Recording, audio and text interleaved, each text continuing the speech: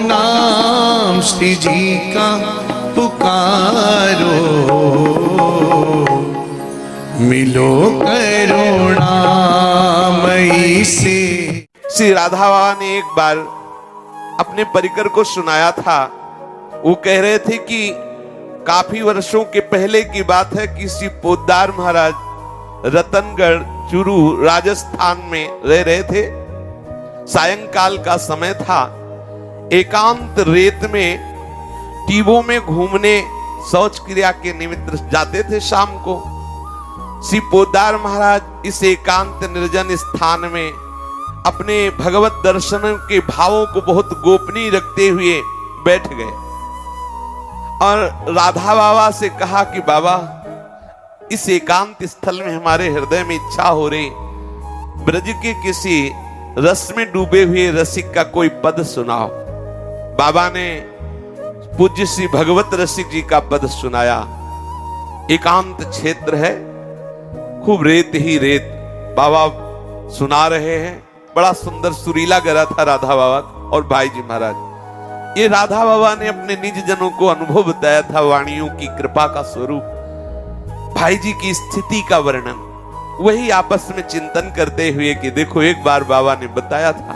तो बाबा गान कर रहे हैं। श्री भगवत रसिक जी महाराज का पद है, तू मुख कमल नयन अली मेरे, तू मुख कमल नयन अली मेरे, पलक न लगत पलक बीनु देखे, पलक न लगत पलक बीनु देखे, अर बरात अति फिरत न फेरे, हर बरात फिरत न फेरे, पलक न लगत पलक बिनु देखे, अर बरात अति फिरत न फेरे, पलक न लगत पलक बिनु देखे, अर बरात अति फिरत न फेरे। आहा, कैसी स्थिति है श्री बिहारी जी की, बिहारिन जी के मुख कमल के प्रति। श्री लालजू महाराज कह रहे हैं कि हे लाडली जू, आपका जो श्रीमुख है ये कमल है, और जो ये मेरी नेत्र है ना ये भौरा है। आहा, अरवरात मिलबे को निश दिन, ये जो नेत्र है, नेत्र रूपी अली भौरे, अति आरती अनुरागी लंपट, भूली गई गति पलहू लगे ना। प्यारी जू, आपके श्रीमुख कमल में हमारे नेत्र भौरे बन गए हैं। ये इतने व्याकुल हैं मिलने के लिए, ये इतने आर्त हैं, ये इतने लंपट हैं, कैसे हम बताएं। अति आरत, इतने अनुरागी प्रेमी हैं आपके श्रीमुख के, अति आरत अनुरागी लंपट, भूल गई गति पलहू लगे ना। हे श्री लाडली जू, ये आपके मुख कमल में जो हमारे नेत्र रूपी भौरे आसक्त हो चुके हैं, पलक लगना अच्छा नहीं लगता। अगर कहीं पलक लग जाए तो कितनी बेचैनी। आहा, जब जब श्री लाडली जू के मुखचंद्र का अवलोकन करते हुए कहीं पलक लगी तो लालजू को कितने कल्पों के वियोग दुख का अनुभव हुआ। आहा, श्री लालजू महाराज कितना प्यार श्री लाडली जू महाराज से करते हैं। ये केवल वृंदावन के रसिकों की बातें हैं, बाहर नहीं समझ। बाहर क्या, जो साधारण धर्म में जिनकी शुद्ध गति नहीं होती तो महाप्रेम धर्म की बात है, वो भी नवनिवृत्त निकुंज की। जब जब रुकत पलक संपुट लट अति आतुर अकुलात, लंपट लव निमेष अंतर तय, अलप कलप सत साथ, कहा कहो इन नैनन की बात। ये अली प्रिया बदन अंबुज रस, अटके अनत न जात, कहा कहो इन नैनन की बात। भगवत ऋषि सहचरी जी कह रहे हैं कि लालजू महाराज प्यारी जू से कह रहे हैं, प्यारी जू पलक न लगत पलक बिनु देखे। एक पलक भी, ये आपका रूप अगर पलक लग जाने पर छुप जाए तो बड़ी विकलता होती, 700 कल्पों के वियोग दुख का अनुभव होता है। हम व्याकुल हो जाते हैं मेरे नेत्र रूपी भौरे आपके श्रीमुख चंद्र के अगर दर्शन में एक पल का भी, एक निमेष का भी अंतराय पड़ जाए तो। और ये हटाने से भी नहीं हट रहे, अगर हम हटाना भी चाहें तो भी नहीं हट रहे मेरे नेत्र। पान करत मकरंद रूप रस, पान करत मकरंद रूप रस, भूली नहीं फिर इत उत है रे, भूली नहीं फिर इत उत है रे, भगवत रसिक भय मतवारे, भगवत रसिक भय मतवारे, घूमत रहत छके मद तेरे, घूमत रहत छके मद तेरे, तू मुख कमल नयन अली मेरे, तू मुख कमल नयन अली मेरे नेत्र रूपी भौरे आपके श्री मुख कमल के सौंदर्य मकरंद का पान कर रहे हैं। ये भूल कर भी इधर उधर नहीं जा रहे नेत्र रूपी भौरे। ये अली प्रिया बदन अंबुज रस, अटके अनत न जात। अगर कहीं मकरंद रस पान करके तृप्ति हो तो इधर उधर झांके। ये तो जैसे जैसे रूप रस का पान कर रहे हैं वैसे वैसे प्यास बढ़ती जा रही है। अरबरात मिलबे को निस्दिन मिले ही रहत, मनो कबहु मिले ना। भगवत रसिक रसिक की बातें रसिक बिना को समझ सके ना। आहा, बोले पान करत मकरंद रूप रस, भूल नहीं फिर इत उत हेरे, भगवत रसिक भय मतवारे, घूमत रहत छके मद तेरे। ए बिहारी जू, श्री बिहारी जू महाराज के जो नेत्र हैं वो आपके रूप रस में मतवारे हो गए हैं और आपके रूप रसासों का पान करके छके हुए नेत्र रहते हैं।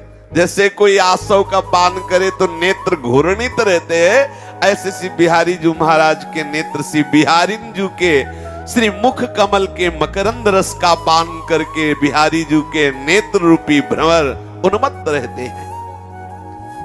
जैसे राधा बाबा भाव से पद सुना रहे हैं तो पूज्य श्री भाई जी महाराज की दशा बदलती जा रही, भावोद्दीपन होने लगा, उनकी दशा विचित्र होने लगी। वो बहुत प्रयास करने पर भी अपने को संभाल न सके, शरीर कांपने लगा। जैसे बहुत ठंडी में शरीर में जब शीतलता व्याप्ति तो रोम रोम खड़ा हो जाता है। हृदय इतनी सामर्थ्य नहीं रह जाती कि उस शरीर को शासन में रोक सके। शरीर कंपायमान होने लगता है, आंखों से अश्रु बहने लगते हैं। मतलब वो बड़ी विचित्र दशा होती है। प्रगटित प्रेम प्रकाशम सकल जंतु शिशिरीकृत चित्तम।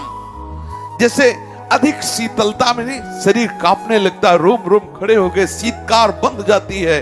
ऐसे प्रेम की दशा का प्रादुर्भाव हुआ, रोम रोम खड़े हो गए, शरीर में कंपन होने लगा, नेत्रों से झरझर अश्रु प्रवाहित होने लगा।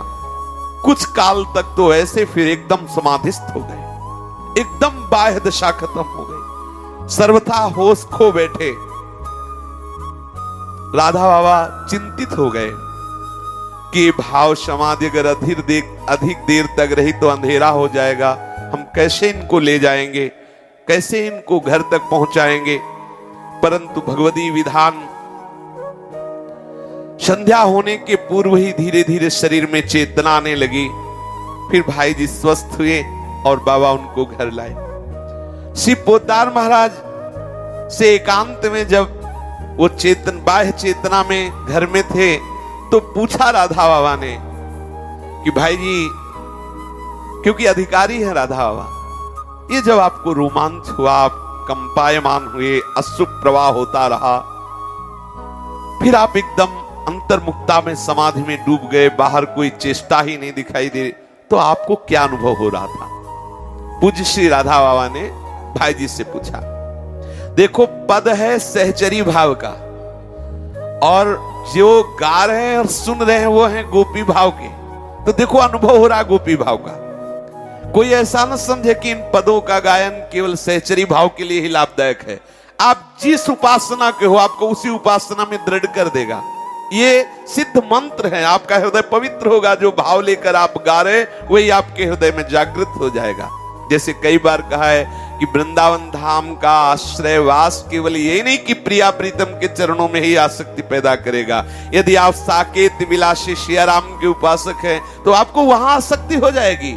आप यदि शिवोहम ब्रह्म धाम की उपासना, आपके हृदय में ब्रह्म भाव आ जाएगा। आपके हृदय में जो भावना करोगे, कल्प तरु है, चिंतामणि है ये भूमि, जिस भाव से सेवन करोगे, ऐसे ही रसिकों के पद आप चाहे जिस उपासना के हो, आपके हृदय को पवित्र करके, विश्व दुरित दवनी आपके हृदय को पवित्र करके आपके भाव में प्रतिष्ठित कर देगा। देखो अब इस पद का भाई जी महाराज अनुभव कैसे कर रहे हैं। श्री राधा बाबा ने पूछा कि आपको क्या अनुभव हो रहा था उस समय जो आपकी दशा होने लगी। श्री भाई जी महाराज ने कहा कि जब आप मधुर स्वर लहरी में भगवत रसिक जी का जे ही ये प्रथम पंक्ति गाया, तू मुख कमल नयन अली मेरे, ते ही हमारे हृदय में बस भाव जागृत हो गया कि ये बात हम कह रहे हैं लालजू के लिए। मैं उनकी प्रियतमा गोपी हूं और प्रीतम लालजू मेरे सामने हैं। भाई जी अपनी भाव स्थिति बता रहे। मैंने देखा कि अनंत अनंत कामों को भी आकर्षित करने वाले बिहारी जी महाराज मेरे सामने प्रकट हो गए और मैं सुंदरी गोपी हूं और मैं उनसे कह रही हूं कि मेरे नेत्र रूपी भ्रमर, हे बिहारी जी, आपके मुख रूपी कमल पे आसक्त हो गए। देखो महापुरुषों के पदों का भाव। श्री भगवत रसिक सहचरी स्वरूप से श्री लालजू के हृदय की बात, जो छुपी हुई बात है वो गा रहे हैं कि लालजू प्रियाजू के लिए ऐसा कह रहे हैं। और गोपी भावापन्न श्री भाई जी महाराज इसी पद को अपने और लालजू के बीच में देख रहे हैं कि गोपी भावापन्न श्री भाई जी महाराज कह रहे कि हे बिहारी जी, आपका मुख कमल है और मेरे नेत्र भ्रमर हैं। ऐसा अभूतपूर्व लालजू का दर्शन बाबा हम कैसे बतावें। श्री भाई जी महाराज वर्णन कर रहे हैं। वाणी की सामर्थ्य नहीं कि उस सौंदर्य का हम वर्णन कर सके। बाबा हमने देखा कि यमुना जी का किनारा है, देखो बैठे हैं रेत में राजस्थान की, और विचरण कहां हो रहा है? बोले यमुना का किनारा है, बहुत ही सुंदर कदम्ब का वृक्ष है और सुंदर कदम्ब के वृक्ष में एक विशाल थावला है जो आसपास चबूतरा है, और श्री लालजू महाराज बांसुरी लिए हुए आ रहे हैं। इतने में बहुत से मयूरों ने एक मयूर सिंहासन की रचना कर दी। ये वृंदावन के पक्षी साक्षात प्रेम स्वरूप है। देखा लालजू आ रहे हैं, भावना कीजिए, बहुत सुंदर कदम्ब कुंज है यमुना जी के समीप, एक विशाल कदम्ब के नीचे जो बहुत सुंदर गोल गोल चबूतरा कदम्ब के मूल पर है, और समीप से ही लालजू बंशी वादन करते हुए आ रहे। बहुत से मयूरों का झुंड आया और तत्काल सिंहासन रूप हो गया, मयूर सिंहासन, मयूर स्वयं सिंहासन रूप हो गए। ऐसे लालजू आए और उसमें बैठ गए।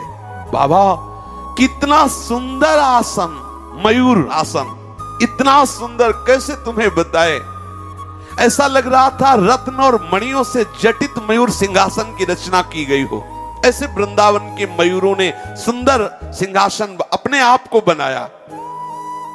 उस मयूरासन में जो श्री कृष्ण की शोभा मैंने देखी, कभी नहीं देखी। आप समझ रहे? देखने वाले को प्रतिपल नए श्री कृष्ण मिलते हैं, देखने वाले को प्रतिपल नए प्रिया प्रीतम मिलते हैं, तभी तो उनको तृप्ति नहीं होती। प्रतिपल नए, आहा, प्रतिपल नई शोभा, नई कुंजे, नई लीला, नए लीला करने वाले प्रिया प्रीतम। एक अभूतपूर्व शोभा और 8 कमलों का नवीन पद्म गुच्छ ही उस मयूरासन के बीच में विराजमान है। तत्क्षण मुझे गोपी स्वरूप का अनुभव हुआ कि मैं एक गोपी हूं और मेरे मतवाले नेत्र भ्रमर इस नील कमल रूपी श्री लालजू पर आसक्त हो गए हैं, जो मयूरासन पर विराजमान है। इनके रूप मकरंद सुधा का पान कर रहे हैं। बार बार मेरे नेत्र ये श्री श्याम सुंदर के मुखारविंद पर ही मड़रा रहे हैं। इस नील कमल का अर्थात श्री लालजू का जो मुख कमल है, इसमें पंकज रूप 2 नेत्र विजड़ित हैं, मानो उस कमल की 2 कलियां हों। सभी अंग एक से एक बढ़ करके अभूतपूर्व मकरंद, ऐसा स्वाद आ रहा है नेत्रों को लालजू के मुख का, अमृत सावी, मानो अमृत बरस रहा हो, ऐसा नेत्रों को अनुभव हो रहा है। अब मेरे नेत्र कमल, जो मेरे नेत्र भ्रमर लालजू के दोनों नेत्रों में टिके, फिर पूरे मुख का अवलोकन